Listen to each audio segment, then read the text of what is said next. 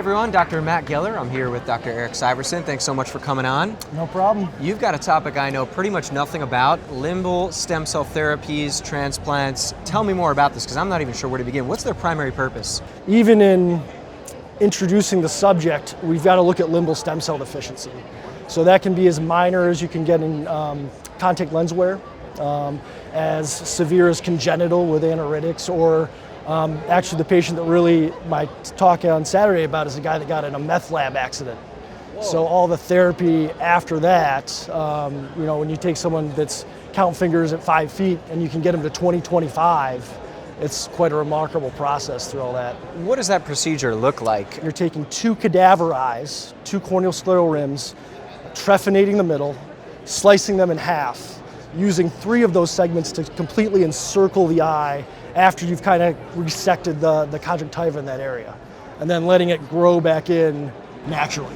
Wow. How might an OD run into this or end up co-managing or working with a patient that needs a transplant? I think the biggest issue with a lot of these patients is at some point along the line, they may have been told there's nothing we can do for you.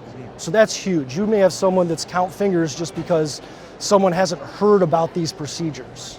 So it sounds like the OD's role is going to be awareness and not necessarily throwing in the towel saying we're done here. Mm-hmm. What should ODs look for to be helpful in this process? So one of the things I think that is absolutely overlooked in these patients is the amount of systemic immunosuppression these patients have to be on.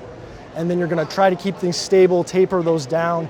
And the nice thing is that eventually, if everything's stable, after 3 years, you're going to take the patient off those meds. Mm-hmm. But it's a very intensive immunosuppression regimen, and it's expensive. Now, but granted though, this is affecting a smaller subset. It is more of a specialized specialty thing. Mm-hmm. So it's not going to walk into everyone's office, but it's important to be aware, I think, and understand that there are resources out there. This is a thing. Mm-hmm. Yeah, absolutely. Well, I'm glad someone like you is leading the charge for us ODs out there, and looking forward to your contributions on it. Thank you. Thanks. Appreciate it. Yep.